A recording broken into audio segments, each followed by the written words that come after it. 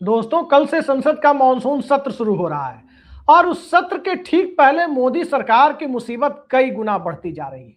यूं कहें कि बढ़ गई है। और इस मुसीबत के बढ़ने के पीछे जिस तरह से देश के अंदर की बदली हुई परिस्थितियां हैं और उन बदली हुई परिस्थितियों के बीच में मिडिल क्लास का समर्थन जिस प्रकार से सोनम वांगचुक और उनके आंदोलन को मिलता जा रहा है, उससे अब यह साफ हो चला है कि नरेंद्र मोदी सरकार के लिए कल से शुरू होने वाला संसद सत्र आसान नहीं रहने वाला है। पूरे देश में नीट परीक्षा की अनियमितताओं को लेकर, उसकी चूक को लेकर, पेपर लीक को लेकर आंदोलन हो रहे हैं। जंतर मंतर पर भी आज भारी भीड़ दिखाई दी। और जंतर मंतर की भीड़ को यदि हम मौजूदा दौर में किसी भी आंदोलन से जोड़कर देखने की कोशिश करें तो कई सारी बातें एक साथ क्लियर हो जाती है। पहला, हाल फिलहाल के किसी भी आंदोलन को मिडिल क्लास का उस रूप में समर्थन मिलता हुआ नहीं दिखा जिस रूप में किसी भी आंदोलन को मिलना चाहिए था। और यही मोदी सरकार के आंदोलन के दरमियान खुद को बचाए रखने का माध्यम बन गया। आपने किसान आंदोलन के दरमियान देखा कि किसानों के सेक्शन को छोड़कर आमतौर पर कामकाजी मध्यवर्ग उससे अपने आप को दूर रखा। किस वजह से रखा, यह अलग बात है, लेकिन चुनावी हिंदुत्व की चाशनी में घुल चुके मौजूदा मध्य वर्ग में यदि सरकार को लेकर कोई वितृष्णा पैदा हो रही है, सरकार से कोई दूरी बनती हुई दिख रही है, तो इसका सबसे बड़ा लिटमस टेस्ट जंतर मंतर पर उमड़ने वाली भीड़ से दिखाई दे रहा है।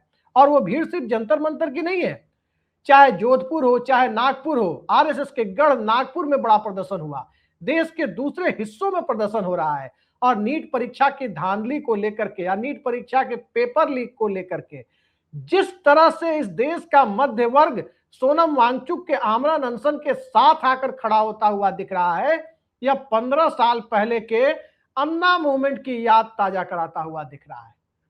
अब इसे संयोग माने या प्रयोग माने, लेकिन एक बात तो तथ्यात्मक रूप से सही जरूर है कि पश्चिम बंगाल में 2011 में भी सत्ता परिवर्तन हुआ था।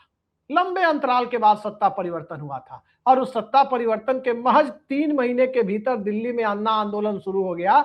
और अन्ना आंदोलन का नतीजा ये रहा कि कांग्रेस पार्टी इस देश में मिडिल क्लास की नजरों से गिर गई और 2014 में कांग्रेस का सुपड़ा साफ हो गया। अब एक बार फिर बंगाल में 15 सालों के बाद सत्ता परिवर्तन हुआ है और बंगाल के इस सत्ता परिवर्तन के महज 3 महीनों के भीतर दिल्ली में एक सोनम वांगचुक का आंदोलन शुरू हो गया और उस आंदोलन में मिडिल क्लास की भागीदारी दिखाई दे रही है। कल तक यह कहा जा रहा था कि सोनम वांगचुक को जब अस्पताल में शिफ्ट किया गया, पुलिस ने उन्हें जबरिया उठा करके अस्पताल में लाया, हाईकोर्ट के आदेश का हवाला देते हुए उन्हें वहां से उठाया गया, तब भी उनका अनशन जारी है। लेकिन जिस प्रकार से उम्मीद जताई जा रही थी कि यह आंदोलन भी किसान आंदोलन की तरह मध्य वर्ग से दूर तो नहीं हो जाएगा, लेकिन आज जिस प्रकार की भीड़ देश के दूसरे हिस्सों में या जंतर मंतर पर उमड़ी है, उसे देखकर सत्ता पक्ष में कहीं ना कहीं सिहरन पैदा हो रही है। सरकार को अन्ना आंदोलन के दरमियान और उसके बाद जिस ढंग से मध्य वर्ग की निराशा थी, वो अब साफ साफ उसे दोहराते हुए सत्ता देख रही है। फर्क इतना था कि उस वक्त यूपीए की सरकार थी, मनमोहन सिंह के नेतृत्व वाली। आज नरेंद्र मोदी की सरकार है, कहने को एनडीए वाली, लेकिन घोषित तौर पर मोदी सरकार। तो इस मोदी सरकार की जो चुनौतियां हैं वो अयोध्या से तो बढ़ ही रही है, चढ़ावा चोरी के मामले से बढ़ ही रही है, मध्य प्रदेश के मुख्यमंत्री के कारनामों से बढ़ ही रही है, अपनी कैबिनेट के सदस्यों के कारनामों से बढ़ ही रही है। यहां तक कि दैनिक भास्कर ने जो खबर की थी अभी 1 हफ्ते पहले, उस खबर ने तो सबकी नींद उड़ा रखी है। और वो खबर आप हमारी स्क्रीन पर देख सकते हैं कि गुजरात के जनप्रतिनिधियों में 202 जनप्रतिनिधियों के पास 15,000 बीघे जमीन है और कई हजार करोड़ की परिसंपत्तियां हैं। अब महज 219 जनप्रतिनिधि वहां से आते हैं संसद और विधानसभा में, 182 विधायक और लोकसभा राज्यसभा मिलाकर 37 सांसद। मुझे व्यक्तिगत तौर पर एक चीज जानने में बड़ी रुचि है, अभी तक किसी ने बताया नहीं कि 219 में 202 के पास तो इतनी बड़ी परिसंपत्ति है, लेकिन वो कौन से 17 माननीय हैं जो इस लिस्ट से बाहर है। लेकिन वो लिस्ट कहीं ना कहीं गोदी मीडिया की नजर से गायब है। भास्कर ने रिपोर्ट कर दी, लेकिन दिल्ली की खबर गोदी मीडिया को भी कवर करना पड़ रहा है और गोदी मीडिया को वहां पर जंतर मंतर पर विरोध का सामना भी करना पड़ रहा है। सवाल यह उठता है कि आखिर सोनम वांगचुक के प्रति समर्थन इतना क्यों है। तो दरअसल कल नीट का रिजल्ट आया है और इस नीट के रिजल्ट की अनियमितता को भी आप देख सकते हैं कि किस प्रकार से दिखाया गया और किस प्रकार से कि ओएमआर सीट में और एक्चुअल मार्कशीट में 600 नंबर का फर्क, इसे आज समाचार पत्रों ने साझा किया है। 600 मार्क्स का फर्क। अब एक मीडिया पोर्टल पर मैं सुन रहा था, एक बच्चे के अभिभावक ये कहते हुए बताए जा रहे हैं कि 540 नंबर तो दिन में दिखाया जा रहा था और रात होते होते वो 167 नंबर में बदल गया। अब एक बार जो रिजल्ट में नंबर आया वो बदल कैसे गया? मोटे तौर पर आप कह सकते हैं कि नीट परीक्षा की धांधली को, उसकी पेपर लीक को, उसकी अनियमितता को जितना छुपाने की कोशिश हो रही है, उतना ही ज्यादा वो एक्सपोज होता जा रहा है, जिससे मिडिल क्लास कहीं ना कहीं दूर होता जा रहा है। जरा मोदी सरकार के दौर के पिछले आंदोलनों को देखें और इस आंदोलन को देखें तो कई सारी चीजें साफ हो जाती हैं। मोदी सरकार के आते ही सीसेट आंदोलन शुरू हुआ। मोदी सरकार झुकी और सीसेट को, यूपीएससी के सीसेट पेपर को क्वालिफाइंग किया गया 33% पर। लेकिन उसके बाद से इस सरकार को कोई आंदोलन झुका नहीं पाया। मुखर्जी नगर के बाद से कोई दूसरा आंदोलन झुका नहीं पाया। 13 महीनों के किसानों के सत्याग्रह को आप देख सकते हैं, जहां 700 से ज्यादा किसानों की जान गई और उसके बाद प्रधानमंत्री खुद आकर विवादास्पद कृषि कानूनों को वापस लेते हुए देखे गए। लेकिन आप एसएससी का आंदोलन जो सीजीओ कॉम्प्लेक्स पर हुआ उसे भी याद कर सकते हैं। रेलवे एनटीपीसी की परीक्षा को लेकर जो पूरे देश में आंदोलन हुआ उसे भी याद कर सकते हैं। और देश भर में पेपर लीक को लेकर अलग अलग राज्यों में जिस तरह की परिस्थितियां भी बन रही है, जरा उन्हें भी देख लीजिए। पटना में बीपीएससी का मुद्दा हो या उत्तर प्रदेश में 69,000 शिक्षक बहाली में आरक्षण प्रक्रिया को लेकर जो विवाद है उसका मसला हो, ये पेपर लीक के अलावा उससे अलग मुद्दे हैं। और इसके साथ साथ यदि आप देखें तो अग्निवीर को लेकर भी जितना बड़ा आंदोलन हुआ कि सेना में भी जिस प्रकार से कॉन्ट्रैक्ट में लोगों को रखा जाएगा, इन सब में प्रभावित पक्ष को छोड़ करके, चाहे किसान हो, चाहे अग्निवीर हो, चाहे रेलवे एनटीपीसी वाले हो या एसएससी वाले हो, हर जगह यह देखने को मिला कि प्रभावित पक्ष को छोड़कर समाज के दूसरे हिस्सों का समर्थन उसे मिलता हुआ नहीं दिखा। लेकिन चूंकि अब ये माहौल बदला हुआ दिखाई दे रहा है। अब ये माहौल नीट के छात्रों तक नहीं है, बल्कि मिडिल क्लास का जिस प्रकार से समर्थन उसे मिलता हुआ दिख रहा है, उसके पीछे कई सारे कारण हो सकते हैं। सोनम वांगचुक की हैंड रिटन चिट्ठी का सुबह से वो चल रहा है कि उन्होंने हाथ से एक चिट्ठी लिखी है, एक नोट लिखा है दरअसल, और उस नोट में उन्होंने कहा है कि आजादी का दूसरा आंदोलन, भय मुक्त भारत, अन्याय मुक्त भारत, ये शब्द का इस्तेमाल वो कर रहे हैं, भय मुक्त भारत और अन्याय मुक्त भारत। और वो चिट्ठी उनकी पत्नी के माध्यम से मीडिया तक पहुंची है। अब सवाल ये उठता है कि जब सोनम वांगचुक मानने के लिए तैयार नहीं है, दूसरे हालात जो बनते हुए दिखाई दे रहे हैं, उसमें यह दिखाई दे रहा है कि मामला सिर्फ सोनम वांगचुक तक सीमित नहीं है, बल्कि इस देश के मध्य वर्ग के सपनों को उड़ान देने वाला मेडिकल शिक्षा का है। और उस मेडिकल शिक्षा की कथित अनियमितता को लेकर सवाल है। उस सवाल पर चुनावी हिंदुत्व की चाशनी की परत बहुत मोटी और बहुत देर तक जमी तो रहनी नहीं थी, लिहाजा वो पिघलनी शुरू हुई। और जब वो पिघलनी शुरू हुई तो जंतर मंतर पर भी लोग दिखने लगे, जोधपुर में भी लोग दिखने लगे, नागपुर में भी दिखने लगे और देश के दूसरे हिस्सों में भी दिखने लगे। मोटे तौर पर कहें तो यह आंदोलन पूरे देश में फैलने लगा। दरअसल ये एक दिन का आंदोलन नहीं है, ये आंदोलन नागरिकों के बीच, नागरिक समाज के बीच, समाज के अलग अलग वर्गों के बीच सत्ता को लेकर जिस प्रकार की परिस्थितियां पिछले कई सालों से बन रही थी, उसके कारण जो हालात बन रहे थे उससे पैदा हुई परिस्थितियां हैं। उस हालात से पैदा हुई परिस्थितियों में लोगों को चुनावी हिंदुत्व बहुत कारगर नहीं दिख रहा था, क्योंकि चुनावी हिंदुत्व के बिसात पर जब मोहरे आगे बढ़ रहे थे तभी चढ़ावा चोरी का भी मामला सामने आता है अयोध्या के राम मंदिर में, और तभी मध्य प्रदेश के मुख्यमंत्री का मामला भी सामने आता है कि उज्जैन महाकाल की नगरी में 250 एकड़ से ज्यादा जमीनें मुख्यमंत्री और उनके परिवार के लोगों ने कैसे हथिया ली। तभी भरत तिवारी एनकाउंटर का भी मामला सामने आता है। तभी कृषि राज्य मंत्री के द्वारा 99 लाख से ज्यादा की सब्सिडी खुद उठा लेने का मामला आता है। और इसके अलावा सत्ता के 2 करीबी पूंजीपतियों के द्वारा देश की संपदा को जिस प्रकार से अपने हाथों में केंद्रित करने का एक अघोषित अभियान सा चल रहा है, वो पहले से लोगों के दिलो दिमाग में। लेकिन अब तक विपक्ष कहीं ना कहीं सहमा हुआ दिखाई दे रहा था। अब तक विपक्ष कहीं ना कहीं सिस्टम के सामने पस्त दिखाई दे रहा था। लेकिन इन सब के बीच कॉकरोच जनता पार्टी आती, सोशल मीडिया में बनी एक पार्टी। अभिजीत दीपके उसका नेतृत्व करते हैं।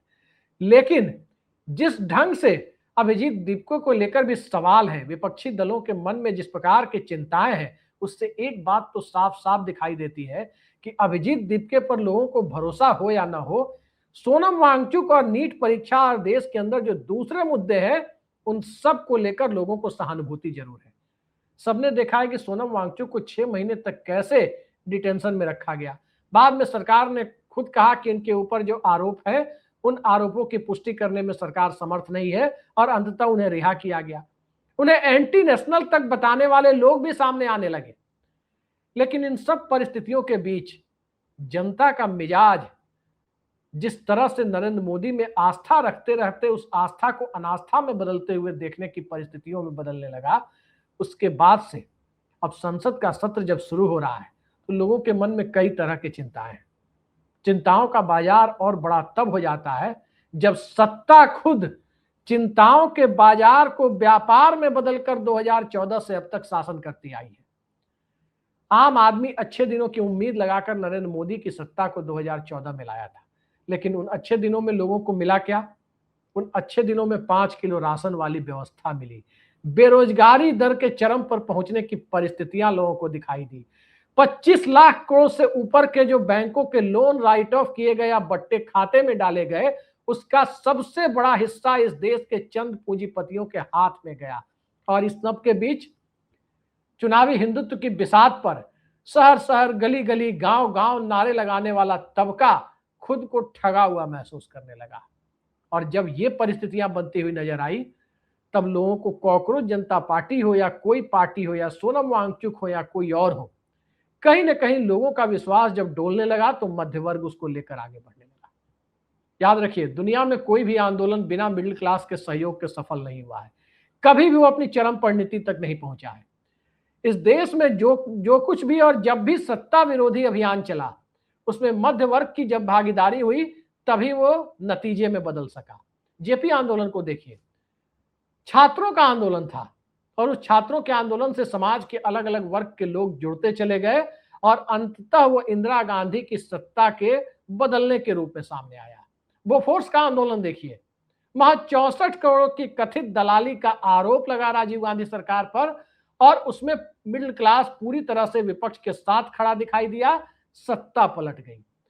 अन्ना हजारे और अरविंद केजरीवाल का आंदोलन देखिए, आज भले ही उस आंदोलन के बारे में कुछ कहा जाए, लेकिन एक सच्चाई यह है कि उस आंदोलन ने भ्रष्टाचार को एक बार फिर बहुत बड़ा चुनावी मुद्दा बना दिया और इस देश के अंदर 2014 जैसा नतीजा जो सामने आया, उसमें 2011 में बनाए गए अन्ना आंदोलन की बड़ी भूमिका थी।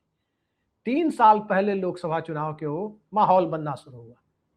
आज भी कई सारे लोग ये कहते मिल जाते हैं कि अगर मनमोहन सिंह की सरकार उस दौर में तत्काल लोकसभा चुनाव करा देती, हो सकता था कि मनमोहन कांग्रेस पार्टी की वापसी हो जाती और 11 से 16 तक सरकार मिल जाती।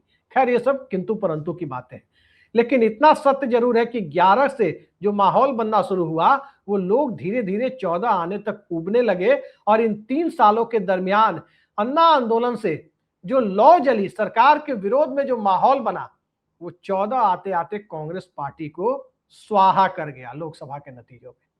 आज भी लोकसभा चुनाव से 3 साल पहले का वक्त है, लेकिन यह मुद्दा भ्रष्टाचार का मुद्दा तो है ही, यह मुद्दा सीधे सीधे लोगों के भविष्य से जुड़ता जा रहा है। किसान पहले से नाराज हैं, छात्रों की नाराजगी अलग दिख रही है और इन सब के बीच संसद का सत्र शुरू हो रहा है। कहा जा रहा है कि 5 या 6 बिल है, उन्हें पास कराया जाएगा। कहा जा रहा है कि परिसीमन को लेकर भी कुछ हो सकता है और जनता इन सब के बीच ये देख रही है कि वो वोट देती है जिस पार्टी के व्यक्ति को, वो व्यक्ति अब दूसरे पार्टी में चला जाता है।